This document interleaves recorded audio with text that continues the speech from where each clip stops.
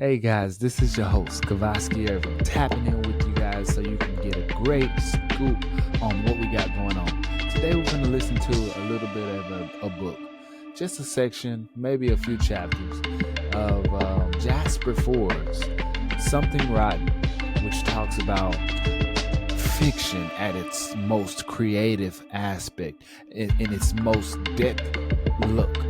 Jasper Ford did a really great job of painting an image of what fiction looks like, how fiction is used, and how we can do fiction. So I thank you guys very much for being a part of this podcast with me, and let's get into it. Something Rotten. When did you get back? Ford. I hope you can hear this it in morning. the background. And how are you finding things? I want you guys to know. I brought her up to date with current events. I really appreciate She you made guys. Thank you so much. tut-tutting noises when I told her about Hamlet and Lady Hamilton. Then even louder tut-tut noises when I mentioned my mother and Bismarck. Risky business, that. Mum and Bismarck? Emma and Hamlet. He's fictional and she's historical. What could be wrong about that? This is something else. I was thinking, she said, slowly, raising an eyebrow, about what would happen if Ophelia found out. I hadn't thought of that, and she was right. Hamlet could be difficult, but Ophelia was impossible.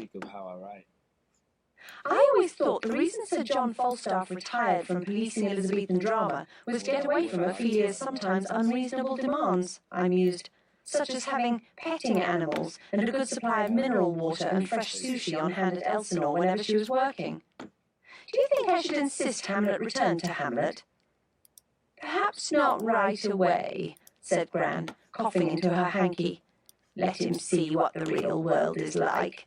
Might do him good to realise it needn't take 5 acts to make up one's mind. This is more of a She started coughing again, so I called the nurse, who told me I should probably leave her. I kissed her goodbye and walked out of the rest home deep in thought, trying to work up a strategy for the next few days. I dreaded to think what my overdraft was like, and if I was to catch Kane, I'd be better off inside Spec Ops than outside. Cool. There was no two ways about it. I needed my old job back. I'd attempt that tomorrow and take it from there. Kane certainly needed dealing with, and I'd play it by ear at the TV studios tonight. I'd probably have to find a speech therapist for Friday to wean him off the lorem ipsum. And then, of course, there was Landon. How do I even begin to get someone returned to the here and now after they were deleted from the there and then by a corrupt official from the supposedly incorruptible Chronoguard? I was jolted from my thoughts as I approached Mum's house. There appeared to be someone partially hidden from view in the alleyway opposite. I nipped into the nearest front garden, ran between the houses, across 2 back gardens, and then stood on a dustbin to peek cautiously over a high wall. I was right. There was someone watching my mother's house. He was dressed too warmly for summer, and was half hidden in the buddleia. My foot slipped on the dustbin, and I made a noise. The lurker looked around, saw me, and took flight. I jumped over the wall and gave chase. It was easier than I thought. He wasn't terribly fit, and I caught up with him as he tried rather pathetically to climb a wall. Pulling the man down, I upset his small duffel bag, and out poured an array of battered notebooks, a camera, a small pair of binoculars, and several copies of the Spec Ops 27 Gazette, much annotated in red pen. Ow, ow, ow, get off, he said, you're hurting. I twisted his arm, and he dropped to his knees. I was just patting his pockets for a weapon, when another man, dressed not unlike the first, came charging out from behind an abandoned car, holding aloft a tree branch. I spun, dodged the blow, and as the second man's momentum carried him on, I pushed him hard with my foot, and he slammed head first into a wall and collapsed unconscious. The first man was unarmed, so I made sure his unconscious friend was also unarmed, and wasn't going to choke on his blood or teeth or something. I know you're not Spec Ops, I observed, because you're both way too crap. Goliath? The first man got slowly to his feet, and was looking curiously at me, rubbing his arm where I had twisted it. He was a big man, but not an unkindly-looking one. He had short dark hair and a large mole on his chin. I had broken his spectacles. He didn't look Goliath, but I had been wrong before. "I'm very pleased to meet you, Miss Next. I've been waiting for you for a long, long time." "I've been away. Since January 1986, I've waited nearly 2.5 years to see you." "And why would you do a thing like that?" "Because," said the man, producing an identity badge from his pocket and handing it over, "I am your officially sanctioned stalker." I looked at the badge. It was true enough. He was allocated to me, all 100% legit, and I didn't have a say in it. The whole stalker thing was licensed by Spec Ops 33, the Entertainment's Facilitation Department, who had drawn up specific rules with the Amalgamated Union of Stalkers as to who is allowed to stalk whom. It helps to regulate a historically dark business, and also grades stalkers according to skill and perseverance. My stalker was an impressive grade 1, the sort who are permitted to stalk the really big celebrities. And that made me suspicious. "A grade 1?" I queried. "Should I be flattered? I don't suppose I'm anything above a grade 8. "Not nearly that high," agreed my stalker. "More like a grade 12. But I've got a hunch you're going to get bigger. I latched onto Lola Vavoom in the 60s when she was just a bit part in the streets of Wootton Bassett, and stalked her for 19 years, man and boy. I only gave her up to move on to Buck Stallion. When she heard, she sent me a glass tankard with 'Thank you for a great stalk, Lola,' etched onto it. Have you ever met her?" "Once. Mr. I looked at the pass before handing it back. DeFloss. Interesting name. Any relation to Candace?" "The author? In my dreams," replied the stalker, rolling his eyes. "But since I'd like us to be friends, do please call me Millen." "Millen it is, then." And we shook hands. The man on the ground moaned and sat up, rubbing his head. "Who's your friend?" "He's not my friend," said Millen. "He's my stalker, and a pain in the arse he is too." "Wait, you're a stalker, and you have a stalker?" "Of course," laughed Millen. "Ever since I published my autobiography, A Stalk on the Wild Side, I've become a bit of a celebrity myself. I even have a sponsorship deal with Compass Rose duffel coats. It is my celebrity status that enables Adam here to stalk me. Come to think of it, he's a grade 3 stalker, so it's possible he's got a stalker of his own. Haven't you heard the poem?" Before I could stop him, he started to recite. "And so the tabloids do but say that stalkers on other stalkers prey, and these have smaller stalkers to stalk 'em, and so proceed ad infinitum." "No, I hadn't heard that one," I mused as the second stalker placed a handkerchief to his bleeding lip. "Miss Next, this is Adam Gnussens. Adam, Miss Next." He waved weakly at me, looked at the blooded handkerchief, and sighed mournfully. I felt rather remorseful all of a sudden. "Sorry to hit you, Mr. Gnussens," I said apologetically. "I didn't know what either of you were up to." "Occupational hazard, Miss Next." "Hey, Adam," said Millen, suddenly sounding enthusiastic. "Do you have your own stalker yet?" "Somewhere," said Gnussens, looking around. "A grade 34 loser. The sad bastard was rummaging through my bins last night. Passé or what?" "Kids," said Millen. "They might have been de rigueur in the 60s, but the modern stalker is much more subtle. Long vigils, copious notes, timed entry and exits, telephoto lenses." "We live in sad times," agreed Adam, shaking his head sadly. "Must be off. I said I'd keep a close eye on Adrian Lush for a friend." He stood up and shambled slowly away down the alley, stumbling on discarded beer cans. "Not a great talker is old Adam," said Millen in a whisper, "but sticks to his target like a limpet. You wouldn't catch him rummaging through dustbins, unless he was giving a masterclass for a few of the young pups, of course. Tell me, Miss Next, but where have you been for the past 2.5 years? It's been a bit dull here. After the first 18 months of you not showing up, I'd reduced my stalking to only 3 nights a week." "You'd never believe me." "You'd be surprised what I can believe. Aside from stalking, I've just finished my new book, A Short History of the Special Operations Network. I'm also editor of Conspiracy Theorist magazine. In between pieces on the very tangible link between Goliath and Yorick Kane, and the existence of a mysterious beast known only as Ginzilla. We've run several articles devoted entirely to you and that Jane Eyre thing. We'd love to do a piece on your Uncle Mycroft's work too. Even though we know almost nothing, the conspiracy network is alive with healthy half-truths, lies and supposition. Did he really build an LCD cloaking device for cars? Sort of. And translating carbon paper? He called it Rossettianary. And what about the ovinator? Conspiracy theorists devote several pages to unsubstantiated rumours to this one invention alone. I don't know. Some sort of machine for cooking eggs, perhaps? Is there anything you don't know about my family? Not a lot. I'm thinking of writing a biography about you. How about Thursday Next, a biography? The title? Way too imaginative. So I have your permission? No! But if you can put a dossier together on Yorick Kane, I'll tell you all about Aeornis Hades. Acheron's little sister? It's a deal. Are you sure I can't write your biography? I've already made a start. Positive. If you find anything, knock on my door. I can't. There's a blanket restraining order on all members of the Amalgamated Union of Stalkers. We're not allowed within 100 yards of your place of residence. I sighed. All right, just wave when I come out. De Floss readily agreed to that plan, and I left him rearranging his notebook, binoculars and camera, and starting to make copious notes on his first encounter with me. I couldn't get rid of the poor deluded fool, but a stalker just might be an ally.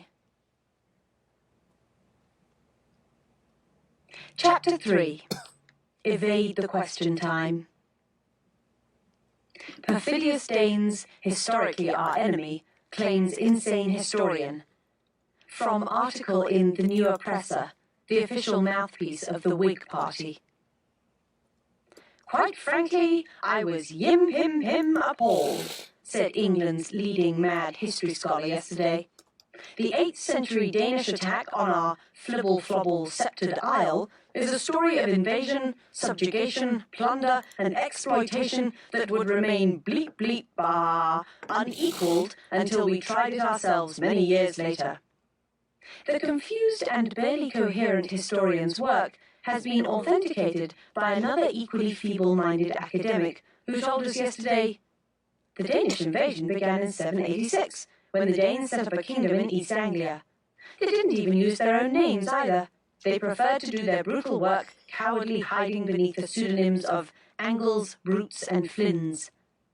Further research has shown that the Danes stayed for over 400 years and were driven home only by the crusading help of our new close friends, the French.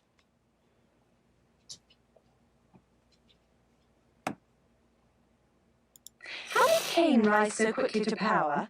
I asked incredulously as Joffy and I queued patiently outside Swindon's Toad News Network studios that evening. When I was here last, Kane and the Whig Party were all but washed up after the Cardenio debacle. Joffy looked grim and nodded towards a large crowd of uniformed Kane followers who were waiting in silence for their glorious leader. Things haven't been good back here, Thurs. Kane regained his seat after Samuel Pring was assassinated. The Whigs formed an alliance with the Liberals and elected Kane as their leader. He has some sort of magnetism, and the numbers that attend his rallies increase all the time. His British unification stance has had much support, mostly with stupid people who can't be bothered to think for themselves. War with Wales? He hasn't said as such, but a leopard doesn't change his spots. He won by a landslide after the previous government collapsed over the Cash for Llamas scandal. As soon as he was in power, he proclaimed himself Chancellor. His Unreform Act last year restricted the vote to people with property. How did he get Parliament to agree to that? I muttered, aghast at the thought of it. We're not sure, said Joffy sadly. Sometimes Parliament does the funniest things. But he's not happy just being Chancellor. He's arguing that committees and accountants only slow things down, and if people really want trains to run on time and shopping trolleys to run straight, it could be done only by one man wielding unquestionable executive power, a dictator. So what's stopping him? "The President," replied Joffrey quietly. "Formby has told Kane that if Kane pushes for a dictatorial election, he will stand against him, and Yorick knows full well that Formby would win. He's as popular now as he ever was." I thought for a moment. "How old is President Formby?" "That's the problem. He was 84 last May." We fell silent for a moment and shuffled with the queue up to the stage door, had our identities checked by two ugly men from SO6, and were then ushered in. We took our seats at the back and waited patiently for the show to begin. It seemed hard to believe that Kane had managed to inveigle his way to the top of English politics. But, I reflected, anything can happen to a fictional character, a trait that Yorick had obviously exploited to the full. "See that nasty-looking man on the edge of the stage?" asked Joffrey.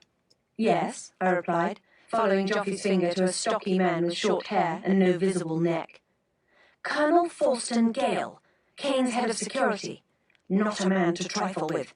It's rumoured he was expelled from school for nailing his head to a park bench on a bet."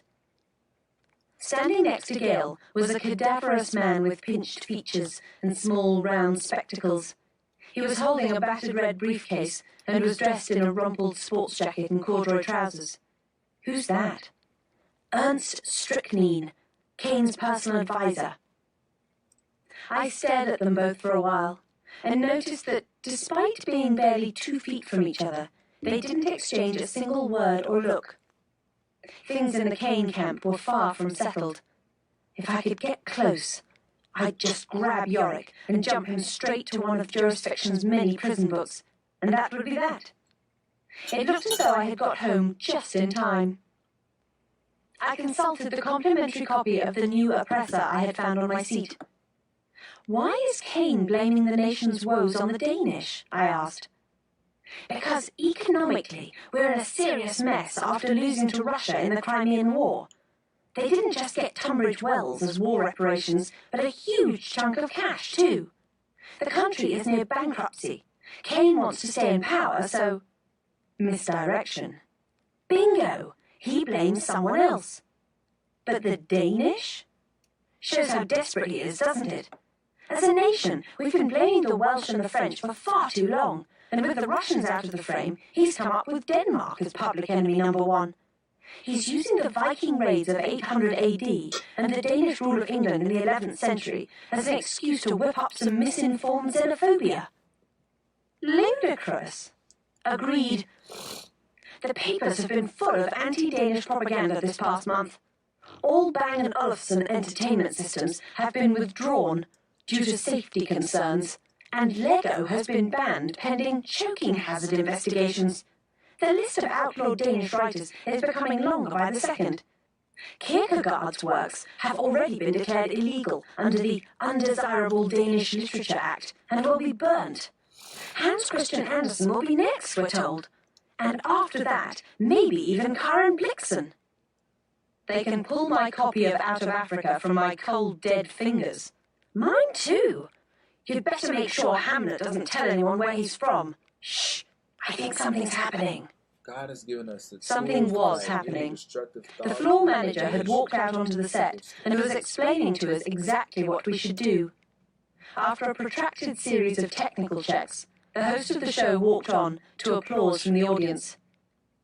This was Tudor Weatherstowe of The Owl, who had made a career out of being just inquisitive enough to be considered a realistic political foil for the press, but not so inquisitive that he would be found in the Thames wearing concrete overshoes. He sat down at the centre of a table with 2 empty chairs either side of him and sorted his notes. Unusually, for Evade the Question time, the show had 2 speakers instead of 4, but tonight was special. Yorick Kane would be facing his political opposition, Mr. Redmond Vanderpost of the Common Sense Party. Mr. Weatherstowe cleared his throat and began. Good evening, and welcome to Evade the Question Time, the nation's premier topical talk show. Tonight, as every night, a panel of distinguished public figures generally evade answering the audience's questions and instead toe the party line. There was applause at this, and Weatherstowe continued. The show tonight comes from Swindon in Wessex, sometimes called the third capital of England, or Venice on the M4. The Swindon of today is a financial and manufacturing powerhouse. Its citizens are a cross-section of professionals and artists who are politically indicative of the country as a whole. I'd also like to mention at this point that Evade the Question Time is brought to you by Neat Fit Exhaust Systems, the tailpipe of choice. He paused for a moment and shuffled his papers. We are honoured to have with us tonight two very different speakers from opposite ends of the political spectrum. First, I would like to introduce a man who was politically dead 2 years ago, but has managed to pull himself up to the second highest political office in the nation, with a devoted following of many millions, not all of whom are deranged. Ladies and gentlemen, Chancellor Yorick Kane. There was mixed applause when he walked onto the stage, and he grinned and nodded for the benefit of the crowd. I leaned forward in my seat. He didn't appear to have aged at all in the 2 years since I had last seen him, which is what I would expect from a fictioneer. Still looking in his late 20s, with black hair swept neatly to the side, he might have been a male model from a knitting pattern. I knew he wasn't. I'd checked. "Thank you very much," said Kane, sitting at the table and clasping his hands in front of him. "May I say that I always regard Swindon as a home away from home." There was a brief twitter of delight from the front of the audience, mostly little old ladies who looked upon him as the son they never had. Mr. Weberstow went on. "And opposing him, we are also honoured to welcome Mr. Redmond Vanderpost of the opposition Common Sense Party." There was notably less applause as Vanderpost walked in. He was older than Kane by almost 30 years, looked tired and gaunt, wore round, horn-rimmed spectacles, and had a high-domed forehead that shone when it caught the light. He looked about furtively before sitting down stiffly. I guessed the reason. He was wearing a heavy flak vest beneath his suit, and with good reason. The last 3 common sense leaders had all met with mysterious deaths. The previous incumbent had been Mrs. Fay Bentos, who had died after being hit by a car. Not so unusual, you might think, except she had been in her front room when it happened. "Thank you, gentlemen, and welcome. The first question comes from Miss Popkin." A small woman stood up and said shyly, "Hello. A terrible thing was done by somebody this week, and I'd like to ask the panel if they condemn this." "A very good question," replied Weberstow. "Mr. Kane, perhaps you'd like to start the ball rolling." "Thank you, Tudor. Yes, I condemn utterly and completely the terrible thing in the strongest possible terms. We in the Whig Party are appalled by the way in which terrible things are done in this great nation of ours, with no retribution against the somebody who did them. I would also like to point out that the current spate of terrible things being undertaken in our towns and cities is a burden we inherited from the Common Sense Party, and I am at pains to point out that in real terms the occurrence of terrible things has dropped by over 28% since we took office." There was applause at this, and Weberstow then asked Mr. Vanderpost for his comments.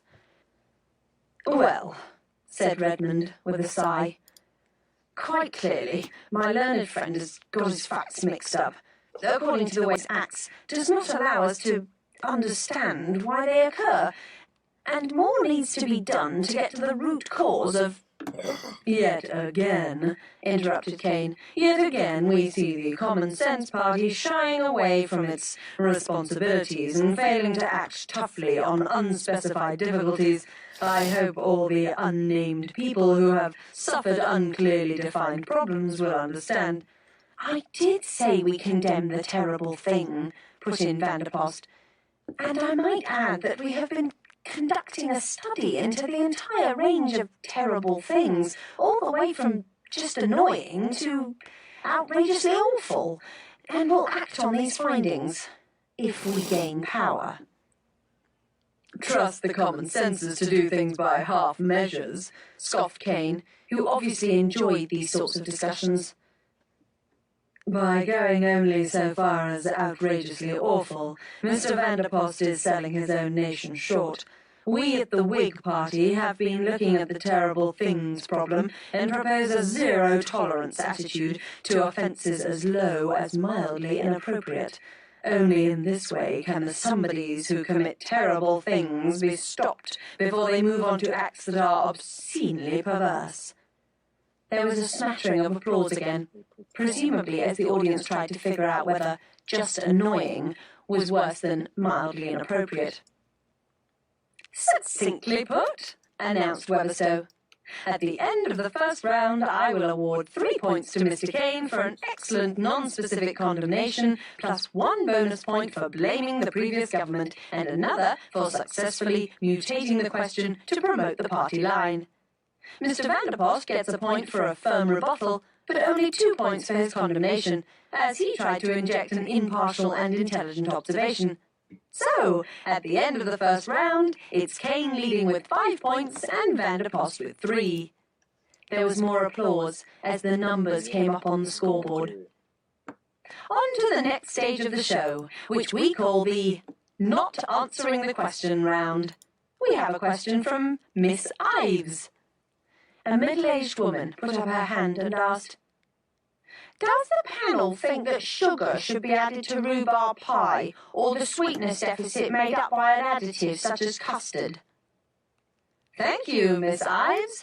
Mr. Vanderpost, would you care not to answer this question first?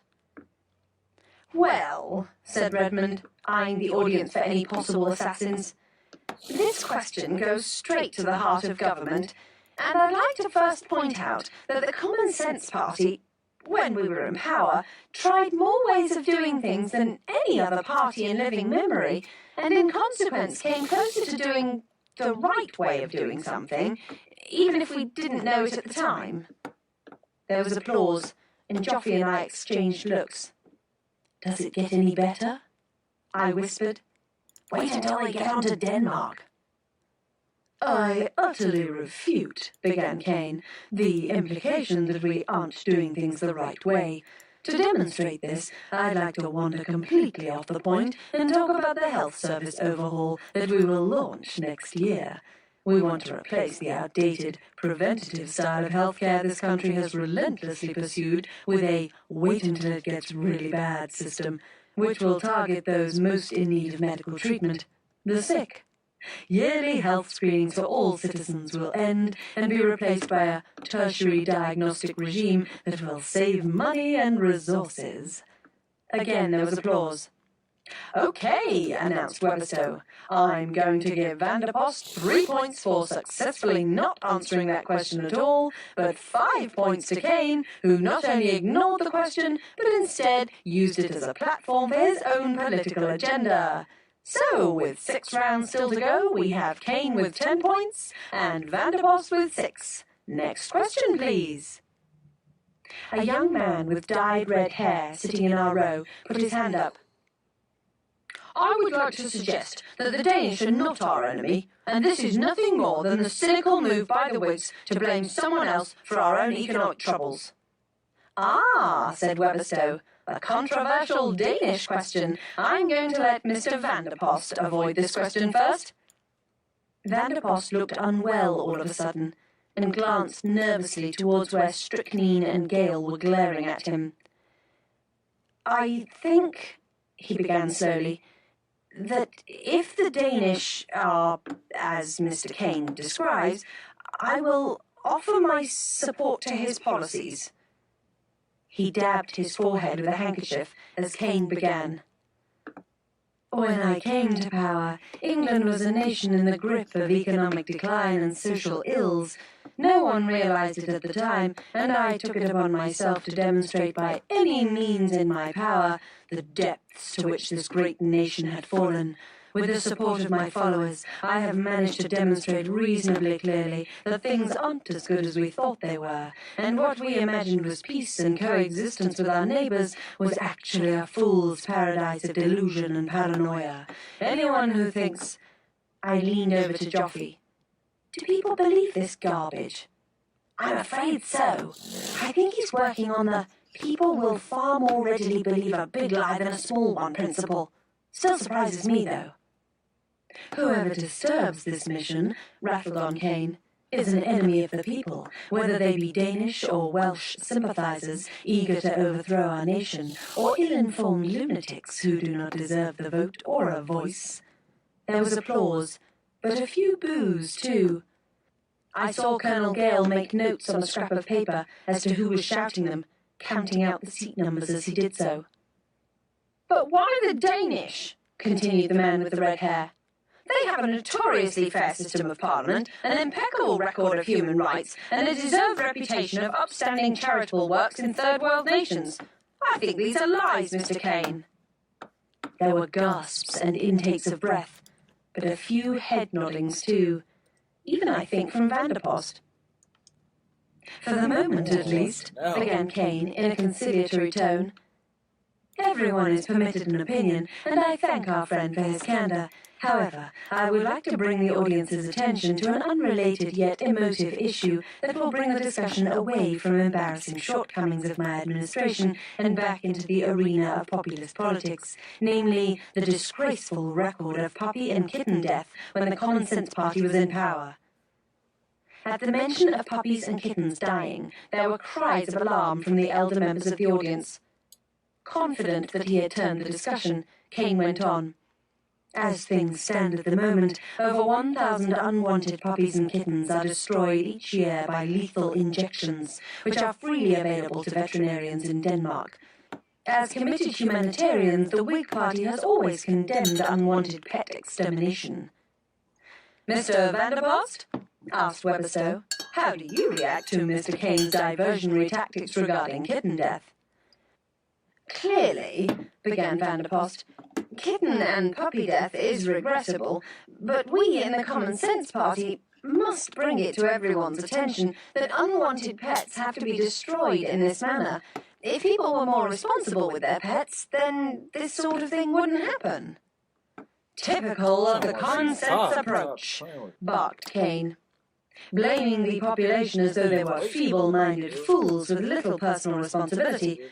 We in the Whig Party would never condone such an accusation, and are appalled by Mr. Vanderpost's outburst. I will personally pledge to you now that I will make the puppy home deficit problem my primary concern when I am made dictator." There were loud cheers at this, and I shook my head sadly.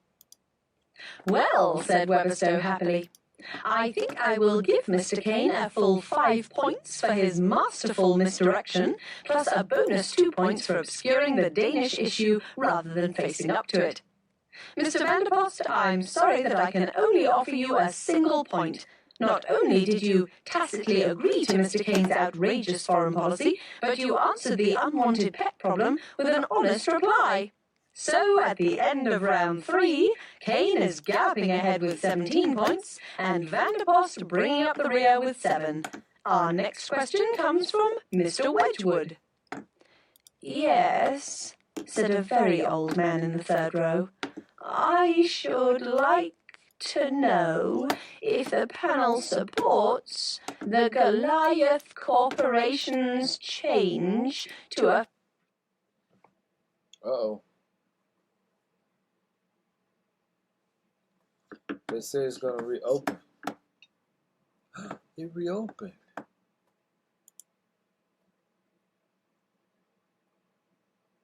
"A faith-based corporate management system." And so it dragged on for nearly an hour, Kane making outrageous claims, and most of the audience failing to notice, or, even worse, care. I was extremely glad when the programme drew to a close, with Kane leading 38 points to Vanderpost's 16, and we filed out of the door. "What now?" asked Joffy. I took my jurisfiction travel book from my pocket and opened it at the page that offered a paragraph of The Sword of the Zenobians, one of the many unpublished works jurisfiction used as a prison. All I had to do was grab Kane's hand and read. "I'm going to take Kane back to the book world with me. He's far too dangerous to leave out here. "I agree," said Joffrey, leading me around to where 2 large limousines were waiting for the Chancellor. "He'll want to meet his adoring public, so you should have a chance." We found the crowd waiting for him and pushed our way to the front. Most of the TV audience had turned up to see Kane, but probably not for the same purpose as I. There was excited chatter as Kane appeared. He smiled serenely and walked down the line, shook hands, and was presented with flowers and babies to kiss. Close by his side was Colonel Gale, with a phalanx of guards who stared into the crowd to make sure no one would try anything. Behind them all, I could see Strychnine still clinging onto the red briefcase. I partially hid myself behind a Kane acolyte, waving a Whig Party flag, so Kane didn't see me. We had crossed swords once before, and he knew what I was capable of, much as I knew what he was capable of. The last time we met, he had tried to have us eaten by the Glatisant, a sort of hell beast from the depths of mankind's most depraved imagination. If he could conjure up fictional beasts at will, I would have to be more careful. But then, as the small group moved closer, I started to feel a curious impulse not to trap Kane, but to join in with the infectious enthusiasm. The atmosphere was electric, and being swept along with the crowd was something that just suddenly seemed right. Joffrey had fallen under the spell already, and was waving and whistling his support. I fought down a strong feeling to stop what I was doing and perhaps give Yorick the benefit of the doubt when he and his entourage were upon us. His hand came out towards the crowd. I steadied myself, glanced at the opening lines of Zenobians, and waited for the right moment. I would have to hold on tight as I read our way into the book world, but that didn't bother me, as I'd done it many times before. What did worry me was the fact that my resolve was softening even faster. Before the Kane magnetism could take me over any further, I took a deep breath, grabbed the outstretched hand, and muttered quickly, "It was a time of peace within the land of the Zenobians." It didn't take long for me to jump into the book world. Within a few moments, the bustling nighttime crowd and the car park of Toad News Network studios had vanished from view, to be replaced by a warm, verdant valley where herds of unicorns grazed peacefully under the summer sun.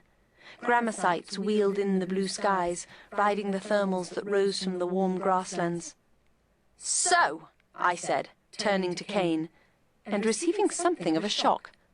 Beside me was not Yorick, but a middle-aged man holding a Whig Party flag and staring at the crystal-clear waters babbling through a gap in the rocks. I must have grabbed the wrong hand. "Where am I?" asked the man, who was understandably confused. "It's a near-death experience," I told him hastily. "What do you think?"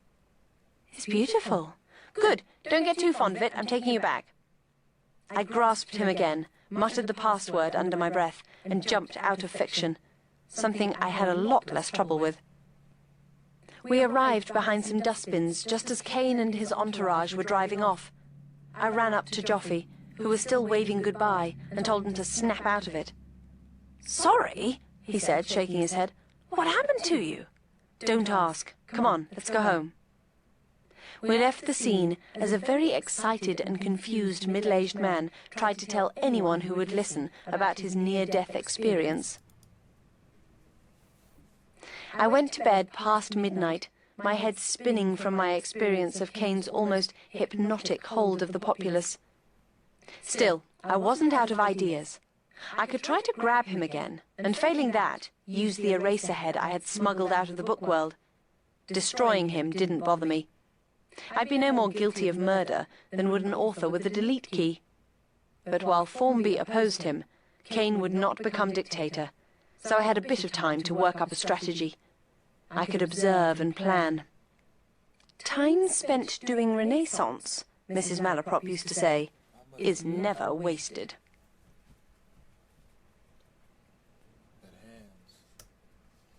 Chapter 4.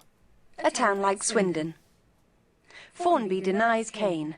Article in The Toad, July 13th, 1988. President for life George Formby vetoed Chancellor Kane's attempts to make himself dictator of England yesterday during one of the most heated exchanges this nation has ever seen. Kane's ultimate executive power bill, already passed by Parliament, requires only the presidential signature to become law. President Formby, speaking from the presidential palace in Wigan, told reporters, I wouldn't have a bleep like that run a grocer's, let alone a country." Chancellor Kane, angered by the president's remark, declared Formby too old to have a say in the nation's future, out of touch, and a poor singer. The last of which he was forced to retract after a public outcry. It was the morning following Evade the Question time, and I had slept badly, waking up before Friday, which was unusual. I stared at the ceiling and thought about Kane. I'd have to follow him to his next public engagement before he discovered that I had returned. I was just thinking about why Joffy and I had nearly been sucked into the whole Yorick circus when Friday awoke and blinked at me in a breakfast sort of way. I dressed quickly and took him downstairs. "Welcome to Swindon Breakfast with Toad," announced the TV presenter as we walked in, with myself, Warwick Fridge, and the lovely Lee Onselant. "Hello."